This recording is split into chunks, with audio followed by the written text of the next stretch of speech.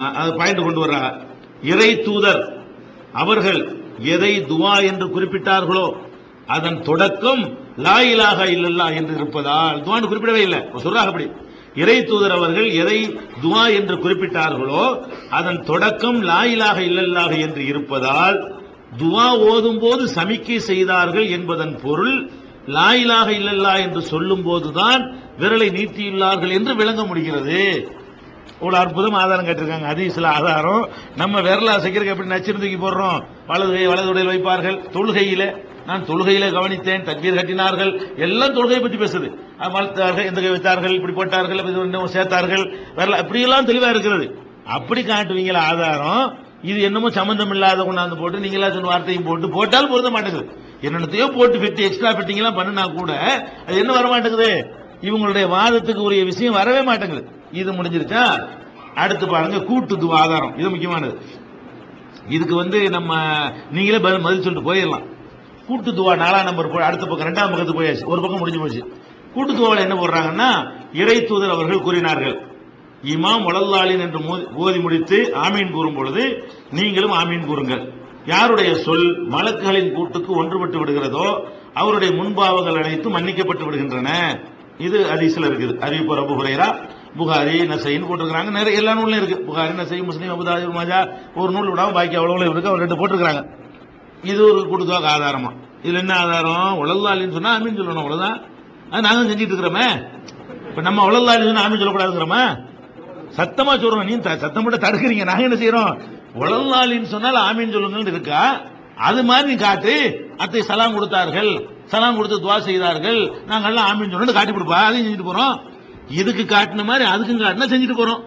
இதுதான் இருக்குதே. வலல்லாலின்னு ஆமீன்கிற என்ன புதுசா கண்டுபிடிக்கிறேங்கிறேன். நீங்க விட்டுக்கிறீங்க, நாங்க நடைமுறையில படுத்திட்டு இருக்கிறோம். வலல்லாலின்னு சொல்லும்போது ஹனபி பள்ளியில போய் ஆமீன் அடிச்சு வரச்சிருவாங்க. ஹனபிக்கு தான் நோட்டீஸ் போட்டுருக்காங்க. ஹனபி பள்ளியில போய் இமாம் வலல்லாலின்னு ஆமீன் சொன்னீங்கன்னு வைங்க, ஆமீன் சொன்னா உள்ள வரக்கூடாதுங்கிறாங்க. அப்படி சொல்லக்கூடியவங்க நீங்க என்ன பண்ணி நாங்கள கடைபிடிக்கிறீங்க இத? இப்ப என்ன பிரச்சனைன்னு கேட்டா, தொழுகையை பொறுத்த வரைக்கும் இமாம் ஓதுறார், நம்ம கேட்கணும். இமாம் ஓதும்போது நம்ம ஓத முடியாது, கேட்கறதுக்கு தான் சத்தம் போட்டு ஓதுறாரு. அதுக்காக மார்க் என்ன பண்ணி இருக்குது, நீனும் சேர்ந்து ஓத இயலாது. அவர் உடல்லாலின்னு ஆமீன் சொன்னீங்கன்னா நீனும் சேர்ந்து ஓதுறது ஆயிக்கணும், இறைவா ஏற்றுக்கொள்வாயாக என்று அந்த இடத்துல மட்டும் ரசூல் ஸல்லல்லாஹு அலைஹி வஸல்லம் தொழுகைக்கு உள்ள இருக்கிறதுனால் அவரை சத்தம் போட்டு ஓத சொன்னதனால் நம்மளும் சத்தம் போட்டு அவரும் சத்தம் போட்டா கன்ஃபியூஸ் ஆகிறதுக்காக வேண்டி ரசூலுல்லாஹ் அந்த ஒரு ஏற்பாட்டை செஞ்சாங்க. அது சுன்னத்துன்னு நாங்க சொல்றோம். இது எப்படி இப்ப 23 வருஷம் ரசூலுல்லாஹ் தொழுதுருக்காங்க, 13 வருஷத்தை விட்டுருவோம் மக்காவில் உள்ளதை. ஏன்னா பயந்துகிட்டு ஒளிஞ்சுக்கிட்டு தனியாவெல்லாம் தொழுதாங்க. ஜமாத்து முறையாவெல்லாம் சிஸ்டமேட்டிக்கா வரல, போலாம் தனித்தனியா பயந்துகிட்டு அப்படின்னு தொழுதுட்டாங்க. 5 வேளை தொழுதாங்க. கூட்டாக பாங்க சொல்லி காம சொல்லி எல்லாத்தையும் வர சொல்லி தொழுவல. மதீனாவில் 10 வருஷம் தொழுதாங்கல்ல. 10 வருஷம் எத்தனை தொழுகையாச்சு? ஒரு நாளைக்கு 5, மாசத்துக்கு எவ்வளவு ஆச்சு? எவ்வளவு? 150, வருஷத்துக்கு 1800, 10 வருஷத்துக்கு 18000. 10 வருஷம் ரசூலுல்லாஹ் தொழுது இருக்கிறாங்க மதீனாவில் இமாமா. 18000 வக்து. ஏதோ யுத்தத்துக்கு போனது வந்ததுன்னு கழிச்சிட்டு பார்த்தாலும் ஒரு 3000 கழிச்சு விட்டாலும், வெளியூர் ஹுனைனுக்கு போனாங்க, தபூக்கு போனாங்கன்னு ஒரு 3000 கழிச்சு விட்டாலும் மதீனாவுல 15000 தொழுகை ரசூலுல்லாஹ் தொழுது இருக்கிறாங்க. அதுல ஒரு வக்துல 15000 நீங்க காட்ட வேணாம், ஒரே ஒரு வக்துல ரசூலுல்லாஹ் சலாம் கொடுத்து துவா செஞ்சாங்க, நாங்கெல்லாம் ஆமீன் ஆமீன் சொன்னோம் அப்படின்னு காட்டினா அடுத்த நிமிஷம் செஞ்சுட்டு போறோம். நீங்க அதையில காட்டணும், அதை காட்டல பரிசு கேட்கணும். வலல்லாலின்னு ஆமீன்னா அது என்ன பரிசு? நாங்க செஞ்சுட்டு இருக்கிறோமே, இதென்ன நீங்க காட்டுறதுங்கிற அது இது ஒரு ஆதாரங்க. இதுக்கு சம்பந்தம் இல்லை பாயிண்ட். 2வது என்ன பண்றாங்க, இறை தூதர் அவர்கள் சொன்னார்கள், நீங்கள் நோயாளியை உடல் நலம் விசாரிக்க சென்றால் அல்லது மையத்தை பார்க்க சென்றால் நல்லதையே கூறுங்கள், ஏனென்றால் உங்களுடைய கூற்றுக்கு மலக்குகள் ஆமீன் கூறுகிறார்கள். இது என்ன விளங்குது? நம்மளோட ஓடு ஆமீன் சொல்ல தேவையே இல்லைன்னு விளங்குது. நம்ம ஒரு ஆளுக்கு நல்லா இருப்பீங்க, அல்லாஹ் உங்களுக்கு ஹெல்ப் பண்ணுவானா, ஆமீன் சொல்றதுக்கு தனியா ஆள் நியமிச்சு வச்சிருக்கான். மலக்குகள் ஆமீன் இது ஏத்துக்கிறவா யாண்டு ரசூலுல்லாஹ் எப்படி சொல்லல? நோயாளிக்கு ஒரு எப்படி இருக்கு, நீங்க சொல்ற வாதம் சரியா இருந்தால் நோயாளியை நீங்கள் பார்க்க சொன்று நீங்கள் நோயாளிக்கு துவா செய்தால் அதை கேட்டுக்கொண்டு எல்லாரும் ஆமீன் சொல்லுங்கன்னு சொல்லணும். ரசூலுல்லாஹ் என்ன சொல்றாங்க, நீங்க போய் நோயாளிக்கு கெட்ட சொல்லிடாதீங்க, நீங்க நோயை தீராதுப்பா சரிப்பட்ட வராதுன்னு சொல்லிவிடாதீங்க. எப்படி சொல்லுங்க? நல்லதை சொல்லுங்க. ஏன்னு கேட்டா நீங்க சொல்றதுக்கு மலக்கு ஆமீன் சொல்லி போடுவாங்க. நோயை தீராதுங்கிற நேரத்தில் ஆமீன் சொல்லிட்டாருன்னு வைங்க, அப்ப நோய் தீராம போயிடும். இப்ப நோயாளியை நீங்க பார்க்க போனீங்கன்னா அவருக்கு கொஞ்சம் நல்ல ஆறுதல் வார்த்தை நீங்க சொல்லுங்க. ஏன் அப்படி சொல்லணும்? ஆறுதல் வார்த்தை சொன்னாலும் நீங்க கெட்ட வார்த்தை சொன்னாலும் ஆமீன் சொல்ல மலக்கு நியமிச்சிருக்காங்க நோயாளிக்கு மட்டும். நோயாளிக்கு பக்கத்தில் மலக்கு உட்கார்ந்து இருப்பாங்க, ஆமீன் ஆமீன் இருப்பாங்க. அப்ப நம்ம நல்லதை சொன்னா நல்லதுக்கு ஆமீன் விழுந்துருது, கெட்டது சொன்னா கெட்டதுக்கு ஆமீன் ஆயிருது. அப்ப இதுல என்ன விளங்குதுன்னா, அதாவது நோயாளிக்கு செய்யற துவாவின் போது மலக்குகள் ஆமீன் சொல்லுவாங்க இருக்கு. நாங்களும் ஒத்துக்கிறோம். மலக்கு சொல்லிட்டு போறாரு, உனக்கு என்ன மனுஷன் சொல்றது காட்டு. மலக்கு ஆமீன் சொல்றதுக்குன்னா மலக்குக்கு அல்லாஹ் உள்ள மேட்டுறது மலக்கு செஞ்சுக்கிறாரு. மலக்குக்கு அதுக்கு நல்லா நியமிச்சு வச்சுக்கிறான். அவருக்கு ஒரு வேலை தான் அது. நீ ஆமீன் சொல்லிட்டு உட்காந்துட்டு சொல்றான். 100 பேர் பார்க்க போனா 100க்கு ஆமீன் சொல்லிட்டு போறாரு. அதுக்கு நல்லா நியமிச்சிருக்கான். இப்ப என்ன பாயிண்ட், இதை நாங்க மறுக்கிற மாதிரி சரியான ஹதீஸ் தான். நோயாளியை பார்க்க போனா நாங்கள் என்ன செய்யறோம், நல்லதான் நோய் குணம் போடலாம், தகூர் கவலைப்படாதீங்க சுத்தமாயிரும், அது ஹிபில் பாசர பண்ணாசுன்னு துவா செய்யறோம். மலக்குகளும் சேர்ந்து ஆமீன் சொல்லுவாங்க, நம்பிட்டு வந்துட வேண்டியதானே.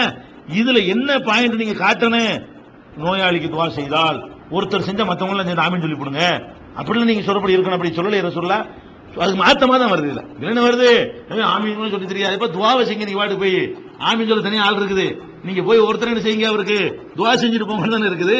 ரெண்டாவது ஆதாரம் அப்படி இருக்குது.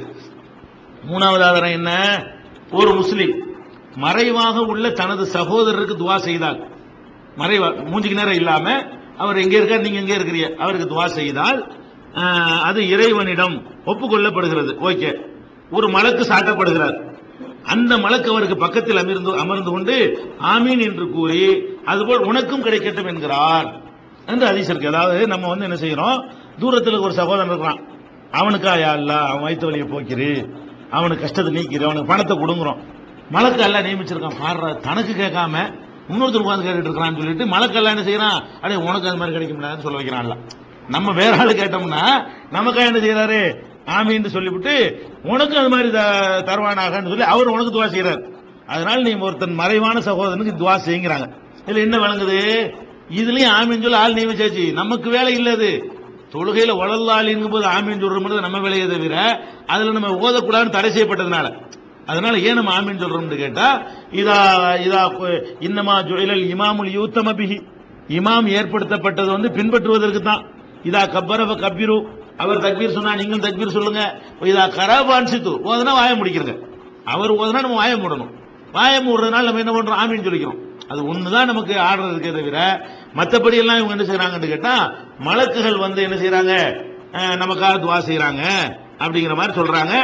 அதுக்கு ஆதாரம் கிடையாது. அதுக்கப்புறம்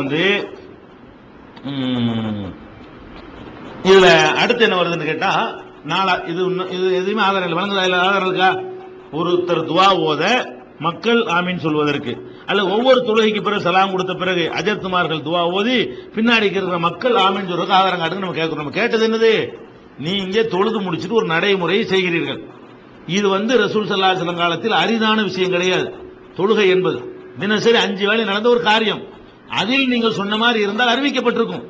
ஏதோ ஒரு நாளைக்கு நடந்தது மறந்துருப்பாங்கன்னு சொல்ல இயலாது. 10 வருஷம் 18,000 வக்து தொழுது இருக்கிறாங்க. இந்த 18,000 வக்து தொழுகையில நீங்கள் சொல்ற மாதிரி சலாம் கொடுத்துட்டு இமாம் துவா செஞ்சு மற்றவங்க ஆமீன் சொல்றது என்று மார்க்கத்தில் இருந்தால், 18,000 தடவை செஞ்ச ஒரு காரியம் சஹாபாக்களால் கண்டிப்பாக கண்டுகொள்ளப்படாமல் விடப்பட்டிருக்காது. கண்டிப்பா பார்த்திருப்பாங்க, துவா செஞ்சிருப்பாங்க, ஆமீன் இருப்பாங்க. அது காட்டுங்க. இதுக்கு தான் பரிசு சொன்னோம். அதை காட்டும் பரிசு எங்க, இது இப்படி பரிசு கொடுக்கிறது, இது பரிசு கொடுக்கிற மாதிரியா பதில் இருக்குது? இது பதிலே இல்ல. கடைசியா ஒண்ணு காட்டுறாங்க. என்ன காட்டுறாங்கன்னா, இறை தூதர் அவர்கள் கூறினார்கள். இது ஒண்ணுதான் பலவீனமான செய்தி. ஆனா இது ஒண்ணுதான் வார்த்தைகள் அவங்க சொல்ற மாதிரி இருக்குது. ஓரிடத்தில் ஒரு கூட்டம் ஒன்று கூடி அவர்களில் ஒருவர் துவா செய்து மற்றவர்கள் ஆமீன் கூறினால் அந்த துவாவை இறைவன் உடனடியாக அங்கீகரிக்கிறான். அறிவிப்பவர் ஹுபைப் இப்னு சலமா, நூல் ஹாக்கிம் அப்படின்னு போட்டிருக்கிறாங்க. இது ஒரு ஹதீஸ் இருக்கிறது. எப்படி இருக்குன்னு கேட்டா, லா யஜ்தமிஉ மலவுன் ஃபயதுவு பாலுஹும் ஒய் அம்மினு பாலுஹும் இல்லா அஜாபஹுமுல்லாஹ். ஒரு கூட்டம் ஒன்று சேர்ந்து சிலர் துவா செய்ய, சில பேர் ஆமீன் சொல்ல, இப்படி இருந்தார்களே ஆனால் அல்லாஹ் அதை ஏற்றுக்கொள்ளாமல் இருப்பதில்லை அப்படிங்கிற ஒரு ஹதீஸ் ஹாக்கிம்ல போட்டிருக்கிறாங்க. ஹாக்கிம்ல பாகம் பக்கம் போட்டாக்கா நம்ம வேணாலும் சொல்லிக் கொடுக்கலாம். ஹாக்கிம்ல 3வது வால்யூம்ல 390வது பக்கத்தில் அவங்க சொல்லக்கூடிய அந்த ஹதீஸ் இடம்பெற்றிருக்கிறது. ஆனா இதுல என்ன பிரச்சனைன்னு கேட்டா, அதே அந்த இப்னு லஹியான்னு ஒருத்தர் வந்தார்ல, தொப்பி விஷயத்தை சொன்னார்ல, கிதாபை எல்லாம் மிஸ் பண்ணிவிட்டு நினைவாட்டில் கொண்டு உன்னோட கொண்டு அறிவிப்பாரு இல்லையா, அந்த ஆள் தான் இதை அறிவிக்கிறார். இப்னு லஹியான்னு ஒரு ஆளை பத்தி ஏற்கனவே சொல்லியிருக்கிறேன். புக்கையெல்லாம் மிஸ் பண்ணி விட்டாரு. அவர் புகாரி, இமாம் அஹ்மது இப்னு ஹம்பலி, யஹ்யா இப்னு சயீத், இப்னு முஐன் எல்லாருமே அவர் கோரால் சொல்லியிருக்கிறாங்க. சேம் இந்த ஹாக்கிம்லாம் பதிவு பண்ணியிருக்கிறாரு. இந்த ஹாக்கிம் இவரை பத்தி என்ன சொல்லியிருக்கிறாருன்னு கேட்டா, இவர் நிறைய தப்பு தப்பா சொல்லியிருக்கிறாரு. ஆனா வேணும்னு போய் சொல்லல, பேப்பரை மிஸ் பண்ணிட்டு போய் சொல்லிட்டாரு. அவர் பேப்பரை மிஸ் பண்ணிட்டு என்ன செய்வாரு, யாவும் இல்லாம போயிருமா, ரசூலுல்லாஹ் ஸல்லல்லாஹு சொன்னதுன்றுவாரு. அவர் இஷ்டத்துக்கு கொஞ்சம் கூட குறைய போட்டு அடிச்சிருவாரு. அப்படி ஒரு ஆளுன்னு சொல்லி ஒரு மோசமான ரெக்கார்டு உள்ள ஆளு இப்னு லஹியாங்கிறவர். பர்டிகுலர் தனி நபர் வாழ்க்கையில் நல்லவர், தொழுகை நோம்பு மத்த ஏமாத்து ஃப்ராட்லாம் கிடையாது, நல்ல மனிதர். நல்ல மனிதர் இருந்தா பத்தாது, மெசேஜை கரெக்டா சொல்றவராகவும் இருக்கணும். அந்த வகையில் அவர்கிட்ட ஒரு கோளாறு இருக்குன்னு சொல்லி அவருடைய ஹதீஸ்ல நிராகரிச்சிருவாங்கன்னு நம்ம ஏற்கனவே சொல்லியிருக்கிறோமே. அதே ஆள் தான் இந்த ஹாக்கிம்ல வருகிறார். இதை பத்தின ஃபுல் டீடைல் உங்களுக்கு இவ்வளவுதான் அவங்க போட்டிருக்கிறாங்க. இன்னும் சில ஹதீஸ்கள்லாம் இருக்கிறது. கூட்டுதுவா என்ற தலைப்புல நம்ம ஏகத்துவம் பத்திரிகையில தொடராக இவங்க என்னென்ன ஆதாரங்கள் எல்லாம் வைக்கிறார்களோ அதெல்லாம் வரிக்கு வரி அரபி மூலத்தோட போட்டு அதுல என்னென்ன பிரச்சனைகள் இருக்குன்னு சொல்லி ஏற்கனவே பதில் எழுதி முடிக்கப்பட்டிருக்கிறது. பல ஏகத்துவ இதழ்கள் உங்கள்கிட்ட இருந்துச்சுன்னு சொன்னா அதை நீங்க தெரிந்து கொள்ளலாம். இது கூட்டுதுவாக முடிஞ்சு போச்சு. இதுக்கு பரிசு கொடுக்கலுமா? இதுக்கு 1 கோடி ரூபாய் சொன்னோம்லங்க. இப்ப நம்ம என்ன கேட்கிறோம்? ரசூலுல்லாஹ் ஸல்லல்லாஹு சொன்னார்கள், துவா செய்தார்கள், சஹாபாக்கள் ஆமீன் சொன்னார்கள், இப்படி காட்டு. ஆனா ரசூலுல்லாஹ் என்ன செஞ்சார்கள், இது செஞ்சாங்கன்னு காட்டணும். இல்லாட்டி என்ன செய்யணும், நான் சலாம் கொடுத்து முடித்த உடனே துவா செய்வேன், நீங்க எல்லாம் ஆமீன் சொல்லுங்கள் அப்படின்னு உத்தரவு போட்டாங்கன்னு காட்டுங்க. ஒன்னும் செஞ்சாங்கன்னு காட்டுங்க, அல்ல உத்தரவு போட்டாங்கன்னு காட்டுங்க. அல்லது என்ன செய்யணும், ரசூலுல்லாஹ் இல்லாம சில நேரத்தில் அபூபக்கர் தொழு வச்சிருக்காங்க, அல்லது அப்துல் ரஹ்மான் அவுஃப் தொழு வச்சிருக்காங்க, அப்ப ரசூலுல்லாஹ் வந்து பின்னாடி ரெண்டு தொழு இருக்கிறாங்க. அப்ப என்ன செய்யணும், நீங்க அங்கீகரிச்சு காட்டணும். அபூபக்கர் துவா செய்தார்கள், மக்கள் ஆமீன் சொன்னார்கள், ரசூலுல்லாஹ் தடுக்காமல் உட்கார்ந்து இருந்தார்கள் காட்டணும். ஒன்னும் சொல்ல காட்டுங்க, இல்லைன்னா செயலை காட்டுங்க, இல்லைன்னா அடுத்தவங்க செய்யறதை பார்த்து ரசூலுல்லாஹ் அங்கீகரிச்சாங்கன்னு காட்டுங்க. மூணுமே இல்லை. அப்புறம் எப்படி பரிசு தர்றது? அதானே கேட்டோம். இதெல்லாம் எங்களுக்கு தெரிஞ்ச விஷயம் தானே. இதெல்லாம் உலகாலிங்க ஆமீன் சொல்றதை அவங்கள்ட்ட கேட்டோம். பாயிண்ட் அவ்வளவுதான். அடுத்து என்ன, தஸ்பீஹ் தொழுகை.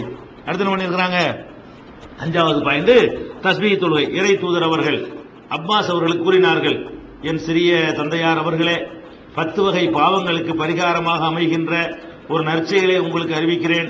அதை நீங்கள் செய்தால் முன்பாவங்கள், பின்பாவங்கள், பழைய பாவங்கள், புதிய பாவங்கள், தவறுதலாக செய்த பாவங்கள், வேண்டுமென்றே செய்த பாவங்கள், அப்புறம் சிறிய பாவங்கள், பெரிய பாவங்கள், ரகசியமாக செய்த பாவங்கள், பகிரங்கமாக செய்த பாவங்கள், இதெல்லாம் ரசூல் ஸ்டைலே கிடையாது.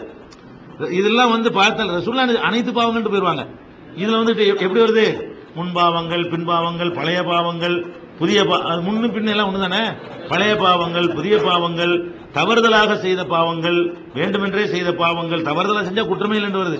தவறுதலா வந்து ஒருத்தர் கையை தூக்கணும், ஒருத்தர் மூஞ்சில செத்து போயிட்டான், அது பாவமே இல்லை. தவறுதலாக நடந்தது, ஒரு கொலையை நடந்தா கூட என்ன இல்லை, அது மார்க்கத்தில் பாவம் கிடையாது. அதெல்லாம் வருது. தவறுதலாக செய்த பாவங்கள், பலவீனமான ரசூலுல்லாஹ் சொன்னதாக இட்டுக்கட்டப்பட்ட செய்தி இது, அது போட்டிருக்கிறாங்க. தவறுதலாக செய்த பாவங்கள், வேண்டுமென்றே செய்த பாவங்கள், சிறிய பாவங்கள், பெரிய பாவங்கள், ரகசியமாக செய்த பாவங்கள், பகிரங்கமாக செய்த பாவங்கள் அனைத்தையும் இறைவன் மன்னித்து விடுவான். நீங்கள் 4 ரக்காத் தொழ வேண்டும். அதுக்குள்ள இதை செய்யணுமா? ஒவ்வொரு ரக்காத்திலும் அல்ஹம்து சூரா இன்னும் லம்மு சூராவை ஓதிய பின் சுப்ஹானல்லாஹி வல்ஹம்துலில்லாஹி வலா இலாஹ இல்லல்லாஹு அல்லாஹு அக்பர் என்பதை 15 தடவை, ருக்குவில் 10 தடவை, நிலையில் 10 தடவை, முதல் சஜிதாவில் 10 தடவை, சிறு இருப்பில் 10 தடவை, 2வது சஜிதாவில் 10 தடவை, பின்பு எழுது 10 தடவை கூற வேண்டும். முடிந்தால் இத்தொழுகையை ஒரு நாளைக்கு ஒரு முறை தொழுவுங்கள். அதற்கு முடியாவிட்டால் ஆயிலில் ஒரு முறையாவது தொழுவுங்கள். அறிவிப்பாளர் இப்னு அப்பாஸ், நூல் அபூதாவூது 1297, இப்னு மாஜா 1386, 1387, இப்னு ஹுசைமா 1216 இவ்வளவும் போட்டிருக்கிறாங்க தஸ்பீஹ் தொழுகைக்கு ஆதாரமாக. தஸ்பீஹ் தொழுகை சம்பந்தமாக தஸ்பீஹ் தொழுகை என்ற பெயரிலேயே ஏகத்துவத்தில் விரிவாக உங்களுக்கு ஆர்டிகல் போட்டிருக்கிறோம். அது போயிட்டாலும் இப்ப சுருக்கமா சொல்வதாக இருந்தால், இவங்க சொல்லக்கூடிய எல்லாத்திலையுமே இவ்வளவு நூல்களையும் போட்டிருக்கிறாங்க. இந்த நூலில் உள்ள அவ்வளவு ஹதீசுகள்லையுமே இதை அறிவிக்கிற ஆள் யாருன்னு கேட்டா மூசா பின் அப்துல் அசீஸ். இது சொல்ற ஆள் யாரு? மூசா பின் அப்துல் அசீஸ் என்பவர் தான் இந்த அவ்வளவுலையுமே. அது இப்னு மாஜாவிலையும் அவர் தான் இருக்கிறாரு, இப்னு ஹுசைமாவிலையும் அவர் தான் இருக்கிறாரு, இப்னு அப்பாஸ் அபுதாவுலையும் அவர் தான் இருக்கிறாரு. இந்த மாதிரியான ஒரு ஆள் வழியாகத்தான் அறிவிக்கப்படுகிறது. இவர் எப்படிப்பட்ட ஆள்னு கேட்டா, இவர் வந்து ஆதாரப்பூர்வமாக ஏற்றுக்கொள்ளத்தக்கவர் இல்ல, இவர் பலவீனமான ஆளு. இன்னும் சொல்ல போனால் இந்த தஸ்பீஹ் தொழுகை சம்பந்தமா வர்ற ஒரு அறிவிப்பு கூட உருப்படியானது இல்ல, எல்லாமே இட்டுக்கட்டப்பட்டதாகவும் பொய்யாவும் இருக்குது என்று நவவி இமாம் போன்றவர்கள்லாம் சொல்றாங்க. அப்ப மூசா பின் அப்துல் அசீஸ் என்பவர் வழியாக அறிவிக்கப்படுறதுனாலேயே அது போக்காய்